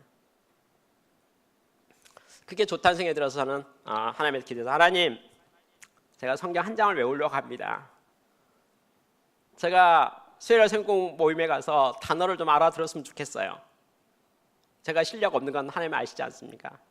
공통 단어 제일 많이 나오는 한 장만 가르쳐 주세요. 눈 감고 촥. 야고보서 5장이 펴졌습니다. 저는 야고보서 5장을 열심히 공부했습니다. 틈만 나면 시간만 나면 읽고 쓰고 외우려고 노력했습니다. 저는 야고보서 5장에 나오는 단어만 나오면 그걸 근거로 해서 대충 감을 잡기를 원했습니다. 수요일날 저녁이 되었습니다. 교회 갔더니 동그랗게 둘러앉았는데 그 자리에서 목사님께서 이렇게 말씀하시면 오늘은 순서에 따라서 야고보서 5장을 공부하겠습니다. 그게 1993년 2월 첫 번째 수요일 일본에 있었던 저의 경험입니다. 여러분, 제가 야고보서 5장이라는 말이 들려오는 순간 제 마음속 깊은 곳으로부터 끊임없이 음성이 들려오는 것을 느낄 수 있었습니다. 내가 너를 불렀노라, 내가 너를 아노라, 내가 너를 주목하노라, 내가 너를 보노라, 내가 너를 아노라, 내가 너를 보노라, 내가 너를 주목하노라. 계속 그 음성이 제 마음속 깊이. 저는 그 자리에서 하염없이 눈물을 흘렸습니다. 일본어 나는 못 알아들었어요. 안 들리더라고요. 안 들릴 정도가 아닙니다. 저의 모든 생각은 제 마음속 깊은 곳에 들려오는 하나님의 음성에 깊이 있었습니다. 저는 그 자리에서 하나님 앞에 깊이 결단했습니다. 하나님, 저를 공부하는 컨설트 부르셨으니 공부하겠습니다. 하나님이 저를 이곳에 보냈으니 제가 최고가 되겠습니다. 저는 그날로부터 공부하는 컨설턴트로 작심했습니다. 몇 달 후에 저는 귀국을 했었고 저는 대학원에 진학을 했습니다. 저는 전공을 바꿔 산업공학과로 진학을 했습니다. 산업과에 석사과정을 했고 나중에는 박사도 공부해서 박사 수료까지 하게 되었습니다. 제가 기계를 전공했기도 기계 기술자 자격을 가지고 있었다고 했었는데 전공을 산업공학으로 바꿨으니까 해당 분야의 자격증을 다시 땄습니다. 그리고 공장관리 기술자 자격증을 취득했습니다. 그리고 공부하기 위해 태어난 사람같이 공부하러 다녔습니다. 저는 대학원에 가서 석사과정, 박사도 공부했을 뿐만 아니라 전 세계에 있는 컨설팅에 대한 양성에 대한 어떤 과정이라도 따라다니면서 공부하기 시작했습니다. 제가 공부를 하는데 매우 좋은 일이 하나 생겼습니다. 저는 제가 공부한 자료를 남에게 나누어주는 일을 매우 적극적으로 했었거든요. 마음속 속셈은 이런 마음도 있었습니다. 내가 공부한 거 남에게 지식을 나눠준 데서 내가 손해보는 거 없다는 생각이 첫 번째 의견입니다. 두 번째는 내가 가지고 있는 모든 걸 나눠줘 버려야지 남이 가지고 있는 걸 내가 더 가지고 있는 게 하나도 없기 때문에 공부할 필요성이 나한테 생기는 것이 아닌가. 차별화되기 위해서는. 그렇죠? 제가 알고 있는 지식 남이 아무도 모르고 있으면 이걸 꽉 붙잡고 있고 더 이상 발전하지 않지 않겠습니까? 근데 다 줘버리고 나면 나는 공부해야죠. 자식을 많이 나눠줬더니 자료를 많이 나눠줬더니 어떤 일이 생겼냐면요. 360의 컨설턴트 중에서 자기가 공부하고 싶은 세미나가 있으면 자기는 바빠서 일 때문에 못 가니까 저에게 찾아와서 저에게 부탁했습니다. 혹시 이런 거 관심 있는지 이렇게 물었습니다. 그 말을 바꿔서 말해서 제 대신 가서 공부하고 돌아와서 그 자료 정리 나한테 주면 좋겠다. 이런 말이죠. 저는 다 손들었습니다. 왜? 저는 공부하기 위해 태어난 사람이니까요. 그러한 세월이 5년이 지났습니다. 5년 지났을 때 회사에 몇 가지 변화가 생겼습니다. 360명 컨설팅에서 최우수 지도 컨설턴트를 한 명 뽑아 상을 주겠다고 했습니다. 제가 뽑혔습니다. 두 번째 2회를 하려고 했습니다. 규정을 좀 바꿨어요. 동일한 사람이 2번 뽑히면 안 될 것 같아서. 제가 뽑혔습니다. 규정을 또 바꿨어요. 세 번째 제가 또 뽑혔습니다. 그래서 상을 없앴습니다. 그리고 공인해 주었습니다. 이강락 씨가 우리 회사의 실력이 최고다라고 공인했습니다. 회사의 모든 컨설턴트 경쟁의식이 되게 심합니다. 남이 내 위에 있는 거 별로 좋아하지는 않습니다. 회사에서는 컨설턴트 전체를 총괄하는 그룹장 한 명 뽑아야겠다고 선정했습니다. 모두가 저를 추천했습니다. 저는 컨설턴트 전체를 총괄하는, 전체를 관리하는 컨설턴트 그룹장이 되었습니다. 회사에서 실적급에 의해서 연봉을 주는데 저에 대해서 큰 문제가 생겼습니다. 저는 공부하기를 좋아했기 때문에 어느 큰 대기업에서 컨설팅 의뢰가 오면 가서 상담하고 진단하고 제안을 해서 계약을 합니다. 계약하고 나서는 그것을 같이 일하는 동료 컨설팅에 다 나눠주고 말았습니다. 100%요. 제목 없이, 제 일 없이 다 나눠줬어요. 왜? 저는 공부하러 가야 되니까. 회사 전체 매출의 3분의 1을 영업하고 있는데 실적이 제로인 거예요. 지도 실적이. 영업은 다 하고 있고. 회사가 저에게 어떻게 보상을 해야 될까요? 일한 대로 보상하는데요. 다른 컨설턴트 어떻게 합니까? 자기가 영업해서 자기가 계약되면 자기가 일하거든요. 그래서 그 일에 대해서 자기 소득이 생기는 거죠. 회사가 깊이 고민한 끝에 이강락 씨에 대해서 고정급을, 연봉을 책정해서 고정급을 줘야겠다 생각하면서 회사에 제일 급여 높았던 사장님, 회장님 월급보다 곱하기 3을 해가지고 저의 연봉을 책정해 주었습니다. 저는 대한민국 최고의 연봉을 받는 직장 컨설턴트가 되었습니다. 제가 자리를 잡고 나니까 많은 사람이 저에게 상담하기 시작했습니다. 컨설턴트들이요. 제가 이강락 씨와 같이 실력 있는 컨설턴트 되기를 원합니다. 어떻게 하면 좋겠습니까? 방법을 좀 가르쳐 주세요라고 말했습니다. 저는 그들에게 이렇게 말했습니다. 성령께서 교회를 돕는 기능하고 컨설턴트한 전문가가 조직과 회사를 돕는 기능이 너무나 똑같은 것 같다. 당신이 정말 실력 있는 최고의 컨설팅을 원한다면, 또 특히 나를 본받기를 원한다면 삼위일체 하나님을 알았으면 좋겠다. 나랑 같이 1대1로 성경 공부해보지 않겠느냐 라고 그들을 전도하기 시작했습니다. 제 주변에는 컨설팅에서 무려 80%가 예수님을 영접하고 크리스찬이 되었습니다. 그리고 신우회 모임이 만들어졌습니다. 그리고 예배가 드리기 시작했습니다. 드디어 컨설팅 업종에 크리스찬이 우뚝 서기 시작했습니다. 놀라운 일이 생겼습니다. 제가 속해 있는 컨설팅에서 제가 최고 컨설턴트로서 크리스찬으로서 자리를 잡고 전도하기 시작하고 말씀 공부하기 시작하고 신의 활동 예배드리기 시작하는 그 순간 대한민국의 곳곳에 있는 모든 컨설팅 업종에서 크리스찬들이 우뚝우뚝 얼굴이 드러나기 시작하는 모임을 보기 시작했습니다. 현재 컨설팅 업계의 리더의 거의 80%가 크리스찬입니다. 하나님께서 컨설팅 업종을 점령하셨습니다. 그리고 사용하시는 것을 보게 됩니다.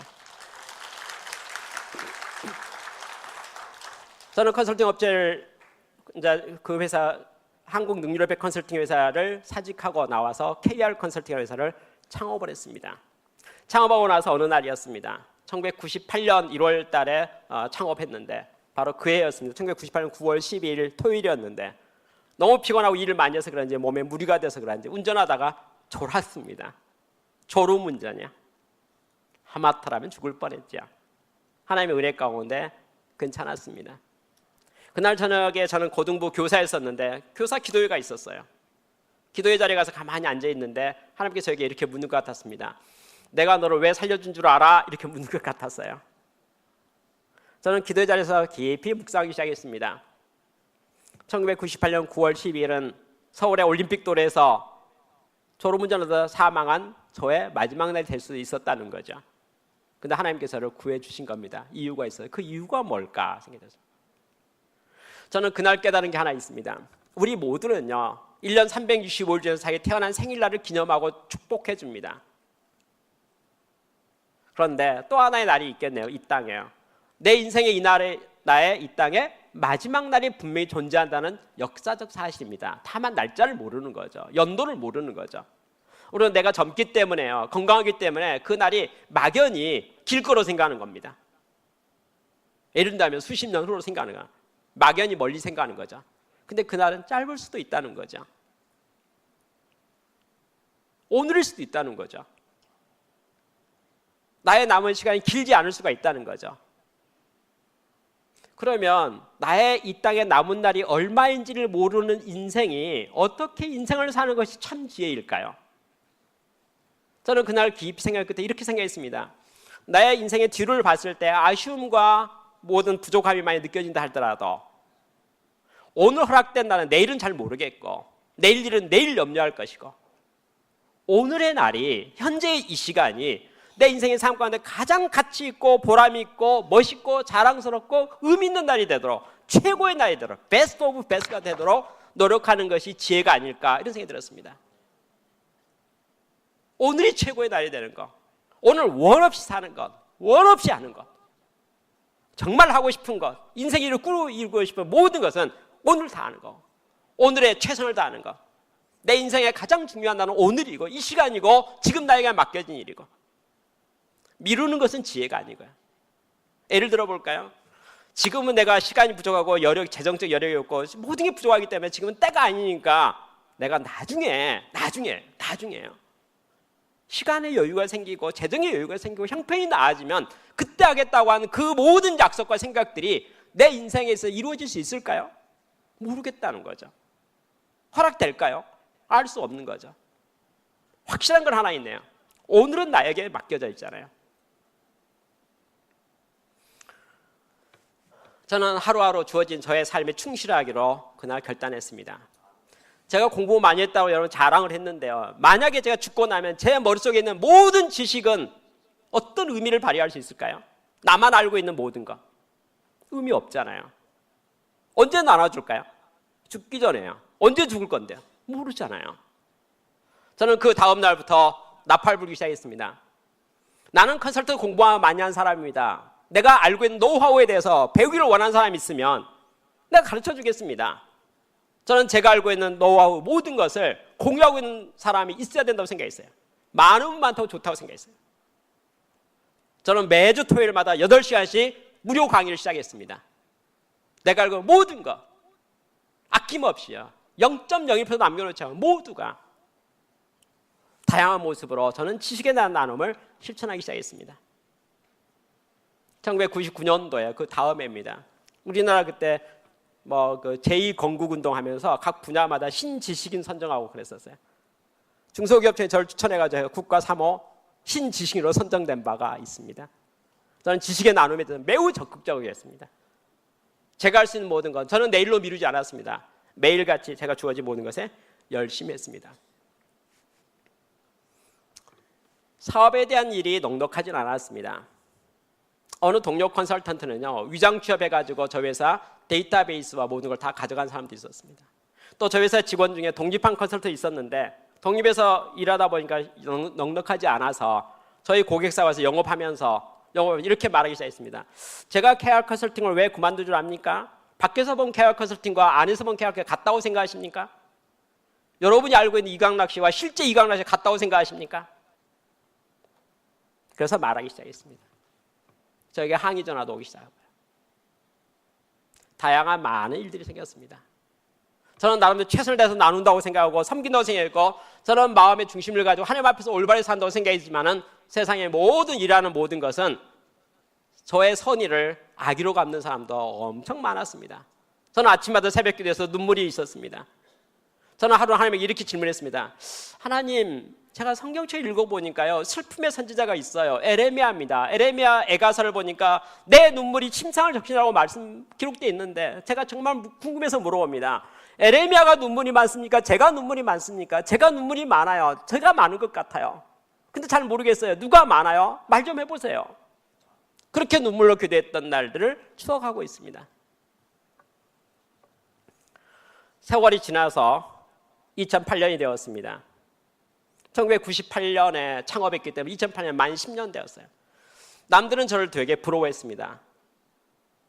왜? 겉으로 보기에는 꾸준히 성장하고 있었거든요. 겉으로 보기에는.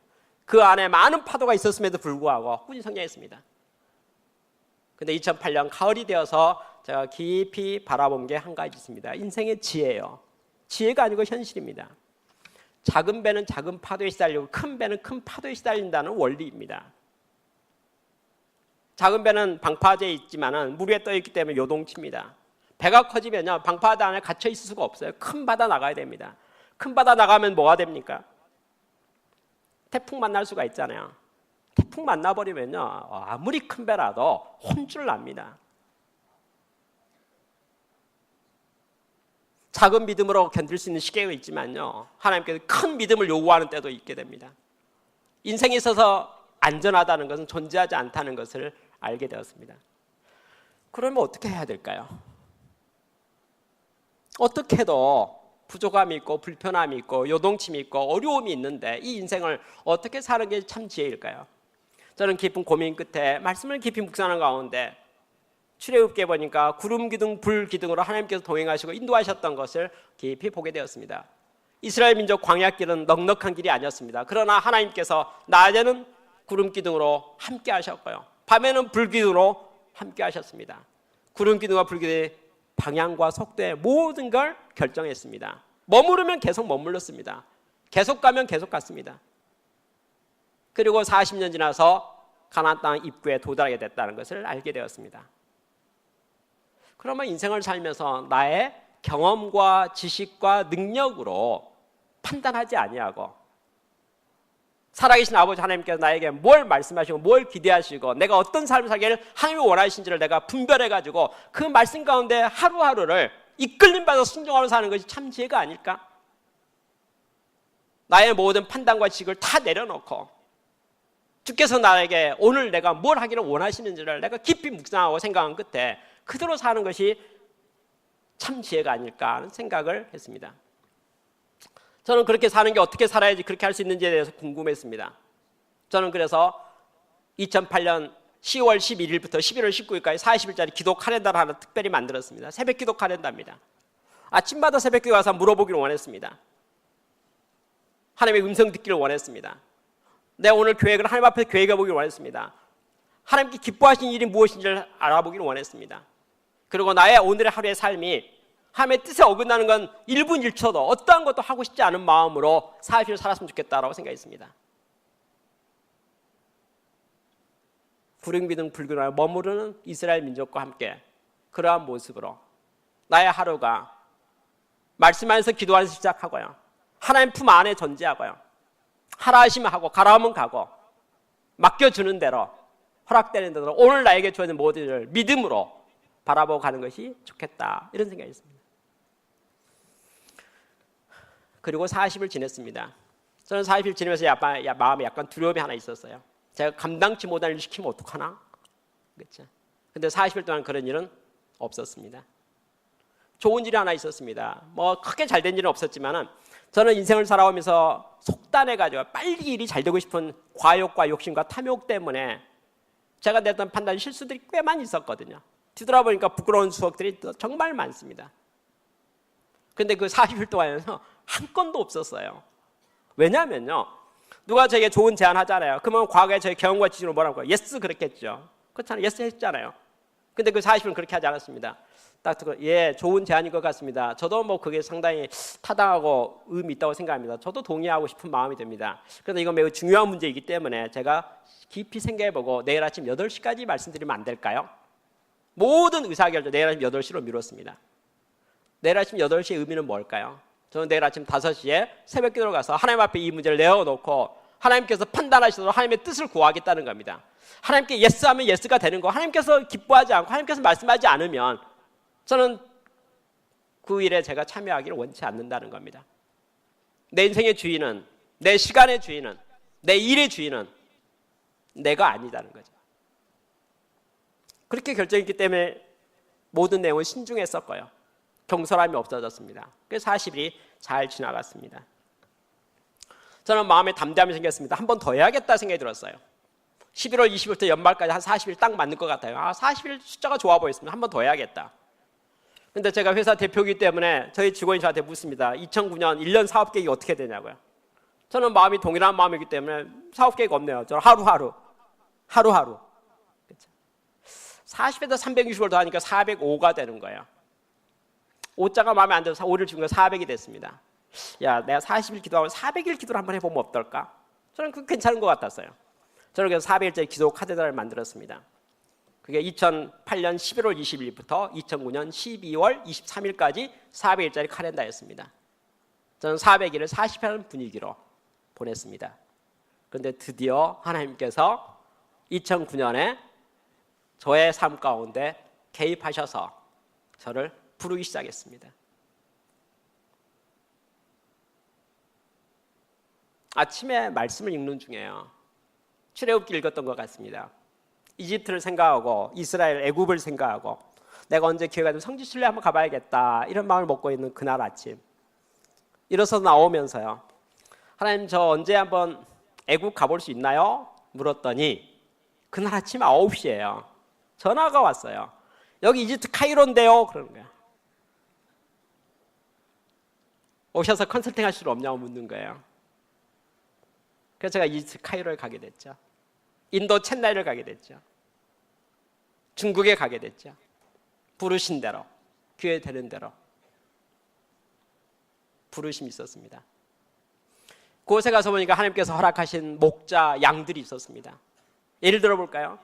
저는 중국에 가서 코스타락에서 해외 유학생 수련회 모임에 가서 강의를 하게 되었는데 중국에 있는 한국 유학생을 만나보니까 그들이 얼마나 어려운 생활을 하고 있는지가 제 마음에 오게 되었습니다. 목자 없는 양. 저는 그래서 2009년 가을에 중국에 유학생의 미래를 준비하는 모임이라는 모임을 만들었습니다. 그 매달 가서 그 유학생들을 돕기 시작했습니다. 그게 2009년에 시작했습니다. 저는 큰 대기업의 컨설팅을 많이 하고 있는데 어느 크리스찬 청년이 창업을 했습니다. 벤처 창업을 했어요. 사업을 어떻게 믿음으로 해야 될지에 대해서 망설임이 많아서 저에게 찾아와서 묻기 시작했습니다. 어떻게 해야 되냐고. 저는 그들을 도와야겠다 생각이 들었습니다. 그래서 아둘람 공동체를 만들었습니다. 아까 컨설팅 업체에 크리스찬들이 뚝뚝 서기 시작했다고 하지 않습니까? 우리가 힘을 모아서 연합해가지고 팀을 만들어서 세계 선교에 기여했으면 좋겠다. 그래서 오병이어 기도 모임을 만들었습니다. 오병이어의 병자가 빵이고 떡이고 브레드인데 그걸 헬라어로 하니까 알토스라고 한다고 그래요. 그래서 알토스 컨설팅 그룹을 창업했습니다. 자, 하나님께서 부르시는 대로 모임을 시작하고 있던 것이 400일 가운데 있었던 일들입니다. 400일이 끝났습니다. 2010년 1월이 되었을 때 40과 400을 보니까 마음에 들었어요. 의미 있어서요. 그럼 한번 더 해야겠다. 근데 40, 400 날짜가 안 맞아요. 이제 어떻게 날짜를 재단하면 좋을까? 40, 400에서 4천 하면 어떨까? 동그라미 더 치면 4천. 4천에게 11년이에요. 2010년 1월 1일부터 2020년 12월 31일까지 하면 딱 4천 되겠어요. 저는 그래서 4천이라는 카렌다를 만들기 시작했습니다. 2015년 6월 30일 2000일이 지나갔습니다. 저는 2020년 12월 31일 4천을 향해서 매일같이 믿음으로 하루하루 기도하면서 살아가고 있는 중입니다. 2021년 1월 1일이 저희가 허락된다면 저는 한 번 더 결단할 생각입니다. 40, 400, 4천 했으니까 이제 4만이요. 4만. 4만은 110년 정도 되는 것 같아요. 110년은 저와 여러분 다 알죠. 이 육신으로 이 땅에서 제가 마지막 날을 보지 못할 겁니다. 저는 그렇게 생각합니다. 아마 그럴 거예요. 그렇죠? 그러나 저의 소신이 하나 있네요. 하나님께 허락한 이 땅의 저의 마지막 날까지 저는 아침마다 말씀을 붙잡고요. 하나님의 뜻을 분별하고 오늘 하루를 하나님께서 어떻게 살기 원하시는지를 판단하고 결정하고 그대로 살겠다는 겁니다. 뭐냐? 하루만이야. 여러분, 그러한 과정 속에 저의 가족에 대한 이야기를 하도록 하겠습니다. 저는 지난 결혼한 지 오늘 33년 된 것 같아요. 올해 11월 20일이 되면 이제 제가 84년 11월 20일에 결혼했으니까 저는 결혼해서 한 가지 습관이 붙었습니다. 제 아내에게 이루어질 수 없는 꿈인데도 불구하고 소원 3가지 나한테 말해보라고 그랬습니다. 저는 제 아내에게 결혼해서 오늘까지 계속 만나기만 하면 수시로 3가지 소원을 말해달라 이렇게 계속 주문하고 있습니다. 저는 제 아내가 저와 결혼할 때 한 달 망설였던 걸 추억합니다. 나중에 물어봤어요. 나중에 결혼하면서 왜 그렇게 뜸을 많이 들였는지, 무슨 작전이고 그게 왜 그랬는지 물었어요. 그때 저에게 이렇게 말하는 거예요. 자기가 결혼하기 전에 결혼 배우자에 대한 10가지 어떤 그 기대치를 가지고 있었대요. 이런 사람 결혼하고 싶다. 근데 제가 청혼을 한 거예요. 결혼하자고. 근데 10가지 항목에 맞춰보니까 한 가지 맞고 9개가 안 맞더래요. 10가지 중에 한 가지 맞고 9가지가 안 맞는데 어떻게 예스라고 하냐는 거죠. 그래서 제가 참 민망해가지고 그 한 가지는 뭐였냐고 물었어요. 그랬더니 저한테 이렇게 말해요. 자는 결혼하고 나서도 신앙생활 잘하고 싶은데 결혼하지 않는 형제하고 결혼하면, 예수를 믿지 않는 형제와 결혼하면 결혼하고서 교회 생활하는 거, 신앙생활에 어려움이 있을 것 같아서 믿는 형제하고 결혼하고 싶다. 근데 그거 한 가지. 저는 그래서 제 아내를 이 세상에서 가장 행복한 아내로 만들어주고 마음이 결혼할 때부터 오늘까지 있습니다. 저의 능력은 유한하지만 제가 할 수 있는 범위에서 기도는 할 수 있잖아요. 그리고 제 아내의 3가지 소원이 뭔지를 안다면 거기에 뭐든지 제가 노력할 수 있지 않겠습니까? 저희 집 큰아들이 있는데요. 아들 둘입니다. 큰아들이 중학교 들어가서부터 삐딱하기 시작했어요. 어렸을 때는 정말 착했습니다. 인사도 너무 잘하고 모범생이었어요. 이제 중학교 때 사춘기가 딱 되고 나니까 생각이 이제 독자적인 행동을 시작하면서 부모와 학교 선생님이나 교회의 어떤 어른들의 말보다는 친구들의 우정이 더 중요한 거예요. 우선순위가요. 그렇죠? 어려움이 많이 생겼습니다. 저는 제 큰아들을 어떻게 도와야 될지, 그렇죠? 권위가 안 쓰니까, 말해도 듣질 않으니까 저는 깊은 마음에 기도님이 생겼습니다. 저는 하나님 앞에 기도하다가 제가 대학 1학년 때부터 지금까지 오늘까지 매우 잘하는 게 큐티거든요. 저는 아침마다 말씀을 보고 매일같이 글을 쓰거든요. 저는 중학교 다니는 제 큰아들을 향해서 아침에 큐티한 제 소감문을 제 큰아들에게 매일같이 메일로 전송했습니다. 응답이 없었어요. 봤다는 표시도 없고요. 어떤 피드백도 저에게 없었습니다. 한 5년 정도 그랬어요. 제 큰아들 고등학생이 되었을 때 고등학교 2학년으로 기억하는데 저에게 3줄짜리 답장이 한 번 왔어요. 제 큰아들로부터 저에게는 유일한 답장이었어요.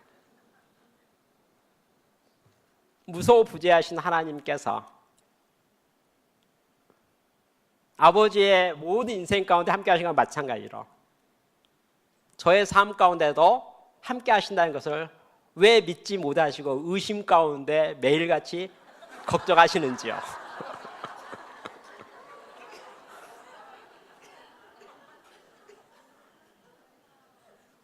저는 그 문장, 서너 줄 왔던 문장을 제 아내에게 보여줬습니다. 그리고 정말 감사의 기도를 했습니다. 우리 하나님께서 제가 대학교 1학년 때 저에게 믿음의 확신을 준 것과 마찬가지로 우리 하나님께서 저희 큰아들의 마음을 붙잡았고 제 큰아들이 하나님을 향해서 마음을 열었다, 이런 생각이 들었습니다. 저희 둘째 아들은 고등학생이 되었을 때 고등학교 될 때까지 매우 착실한 신앙생활을 했어요. 겉으로 보기엔 전혀 실수가 없었습니다. 하루 저에게 상담 요청이었어요. 아빠 물어볼 게 있어요. 그런가? 뭐냐고 그랬더니 진짜 하나님을 잘 믿으려면 어떻게 해야 돼요? 그렇죠? 둘째가 저에게 그렇게 물었습니다. 저는 둘째 이야기를 들으면서 제가 어렸을 때 신앙에 확신 없이, 그렇죠?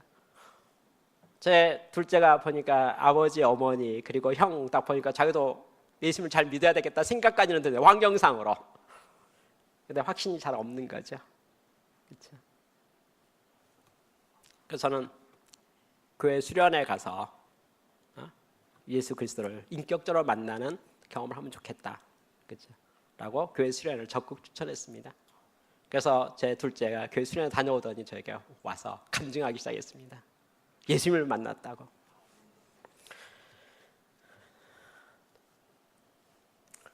사천이 지내오는 과정 속에 아까 유학생의 미를 준비하는 모임이 5년 되었을 때입니다. 그 모임이 2009년 10월에 시작됐던 모임이거든요. 2013년 되었을 때 모임이 커졌습니다. 안정이 되었습니다. 그래서 사람들이 와서 저에게 상의하기 시작했는데 멘토 그룹의 한 명이 저에게 이렇게 물었습니다. 이강락 대표께서는 유학생의 미래를 준비하는 모임에 주관자이십니까? 돕는 자이십니까? 이렇게 물었습니다. 저는 제가 모임을 시작했기 때문에 제가 주관자로 생각했죠. 모두가 아는 내용을 왜 질문하는가 의심스러웠습니다. 그래서 반문했죠. 왜요? 그래서 저에게 한마디 하는 겁니다. 계획서를 보여주는 거예요. 중국에 계시는 사업하시는 분들이 저희 멘토 그룹 참여해서 유학생을 돕고 있었는데 그들이 기숙사 앞에다가 방을 얻어가지고 아침 새벽 기도회를 아침마다 순번을 정해가지고 인도하겠다는 것, 토요일마다 모임을 갖겠다는 것, 주일날 되면 셔틀버스 하나 빌려가지고 기숙사로부터 한인교회까지를 셔틀버스 운영하면서 예배 드릴 수 있도록 돕겠다는 것 등의 계획서를 쭉 보여주는 거예요. 그렇게 상의했다는 거예요. 그런데 이강원 대표가 이 모임을 쭉 이끌어오기 때문에 한 달에 한 번씩 와서 돕고 있기 때문에 이대로 해도 되는지 이러한 의견을 우리가 어떻게 해도 되는 것인지, 그렇죠? 저는 그 내용을 보는 순간 하나님께 촛대를 옮겼다는 것을 직감할 수 있었습니다. 그 말을 듣는 순간이요. 저는 그래서 이렇게 고백했습니다. 하나님께서 중국에 있는 한국 유학생들을 긍휼히 여기고 불쌍히 여겨서 그들의 목자 없는 양 같은 것을 슬퍼하셔서 저의 마음을 감동시켜서 유학생의 미를 준비하는 모임을 만들도록 하셨는데 때가 지나서 여러분이 동원되기 시작하고 여러분들의 마음이 단결돼가지고 여러분 이런 계획서를 써서 저한테 보여준 걸 보니 이제 하나님께서 촛대로 옮기신 게 확실합니다. 이 순간부터 여러분이 유학생의 미를 준비하는 모임의 주관자이시고 제가 돕는 자입니다. 지금까지는 제가 주관자였습니다. 이 순간 바톤 터치 하나님께서 하셨습니다. 저는 2009년부터 오늘까지 19개 정도 모임을 시작한 것 같습니다. 근데 하나님께서 때가 되니까 다 내려놓게 하셨습니다. 아름답게 끝난 것 같아 보이진 않았습니다. 아까 아둘람 공동체 말하지 않았습니까? 한 16개 벤처기업을 도왔습니다. 매주 만났어요. 매주 강했습니다. 매달 만났습니다. 자주 만났습니다. 저는 그들의 목자였습니다. 그들을 품고 도왔습니다. 근데 5년이 지나니까 다들 바빠진 거예요. 모이자고 하면 문자 오기 시작하는 거죠. 죄송합니다. 오늘은 그렇죠? 안 된다는 거예요. 시간이. 모이지 않는 모임을 계속 끌어갈 수가 있겠습니까? 다들 바쁘다고 하는데. 저는 더 이상 모이는 게 의미가 없다고 생각돼서 기도 끝에 아둘람 공동체 모임을 해산을 결정하고 모두에 통지했습니다. 아둘람 공동체 모임 이제는 없습니다. 이제는 영원히 모이지 않겠습니다. 이제 여러분은 아둘람 모임을 정식으로 제가 해산했으니 여러분이 그동안 5년 동안 저와 함께했던 모든 시간을 하나님 앞에 추억하셔서 여러분 있는 삶의 자리와 일터에서 믿음으로 자립해서 살아가면 좋겠습니다. 그랬습니다. 그런데요, 1년 지나서 아둘람 공동체 1기 멤버들 둘러보기 시작했는데 그 모두가 삶의 자리에서 열매를 맺기 시작하는 거예요. 어떤 형제는 갔더니 그 회사를 갔더니 그 회사는 NGO 단체를 만들었어요. 드림스 드림이라는 NGO 단체를 만들었는데 내용이 뭔가 봤더니 가나안 나라에 학교 100개를 지어주겠다는 프로젝트를 하겠다는 거예요. 드림스 드림, 꿈의 꿈. 가나안 나라 학교 100개 지어주겠대요. 저는 꿈이 대단하다고 생각이 들었습니다. 저보다 큰 것 같았어요. 대단하다고 생각해서 물어봤죠. 지금 진도 얼마나 가지? 와, 1년 만에 16개를 짓고 있는 거예요. 저보다 100배 나은 거예요. 저는 아둘람 공동체 1기 멤버들 한 명 한 명 만나고 시작하면서 정말 감격했습니다. 젊은 우리 세대가요, 저보다 100배 낫습니다. 실행력이 낮고요. 지혜가 많고 헌신도가 많고요. 망설임이 없고요. 주저함이 없고요. 그들의 나아가는 그 모습이 너무나 대단한 거예요. 저는 그래서 깊은 충격을 받았습니다. 저는 실패하고 저는 다 내려놓고 내가 노력했지만 아무런 열매가 없다고 생각했는데 한 알의 씨가 땅에 떨어져 썩고 말았는데 열매를 풍성히 맺기 시작하는 걸 보기 시작했어요. 성령께서요, 저를 청지기같이 사용하시더니 그 다음에 또 하나님께서 그 일을 크게 역사해 가시는 모습을 볼 수 있었습니다. 야, 이건 정말 내가 해야 될 일이구나. 저는 2016년 1월 달에 서울에 아둘람 목재 2기 모임을 시작했습니다. 그리고 중국의 아둘람 목재 3기 모임을 시작했습니다. 작년 1월 달에요. 그리고 올해 1월 달에 2017년 1월 달에 부산에서 아둘람 목재 4기 모임을 시작했습니다. 저는 이번 다음 주 있잖아요. 오늘 주일이니까 다음 주에 아둘람 목재 2기 서울 멤버들 데리고 중국에 갑니다. 중국에 가서 중국에 있는 아둘람 목재 3기 모임들 중국 팀하고 함께 워크숍을 합숙을 하려고 합니다. 함께 꿈과 비전을 나누고 믿음으로 이 시대를 어떻게 살 것인가.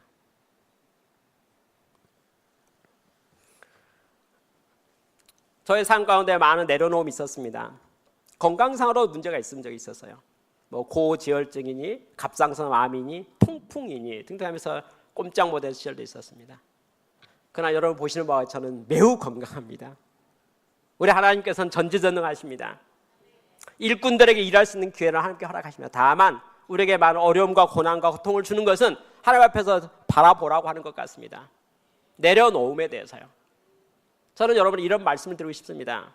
사단이 공격하는데 우리가 왜 질까요? 자아가 있으면 이기지 못하는 것 같아요. 내가 온전하게 주 안에 존재한다면요, 주밖에 없다면요, 온전케 하신 예수 그리스도를 바라보는 믿음과 말씀 안에만 존재한다면, 그렇죠? 내가 예수 그리스도와 동일한 마음과 태도를 가지고 내가 없다면 어떤 사탄도 어떤 악의 세력도 나를 공격하지만 누구하고 바로 맞닥뜨리겠습니까? 주 예수 그리스도와 맞닥뜨리겠죠. 담대하라, 내가 세상을 이겨는 그 예수 그리스도께서 나와 함께 나의 대적하는 모든 세력 앞에 맞서지 않겠습니까? 이길 수 있는 세력은 없습니다. 하나님께서는 우리가 이 시대에 믿음의 사람으로, 말씀에 순종된 사람으로 하나님과 동일한 마음을 가지고 우리의 손과 발과 모든 시간과 능력과 재능 모든 것이 하나님과 합의가 돼서 하나가 되어서 이 시대를 믿음의 사람으로 살아가기를 원하신다, 이런 생각을 하게 됩니다. 저는 울산 남북교회를 위해서 기도를 많이 했습니다. 지난번 만나서 기도를 쭉 했는데 제 마음 가운데 뜨거움이 참 많습니다. 여러분 있는 모습이, 현재 있는 모든 모습이 막 질그릇 같아 보이고요, 나약해 보인다 하더라도 그건 인간적 마음이 그렇습니다. 우리 하나님께서 우리 교회를 그렇게 바라보고 있을까요? 절대 그렇지 않습니다. 그건 여러분도 아시고 저도 알고 우리 모두가 다 알고 있습니다. 그렇죠? 저는 여러분에게 하나님 앞에서 다시 한번 새롭게 하길 원합니다. 여러분의 가정을, 여러분의 신앙을 우리 교회가 정말 하나님께서 크게 쓰시는 빛과 소금이 되고 이 시대의 소망이 되는, 거기에 우리가 믿음으로 도전하고 하나님의 영광을 드러내는 그러한 길이 이루어지기를 기도합니다. 기도하겠습니다.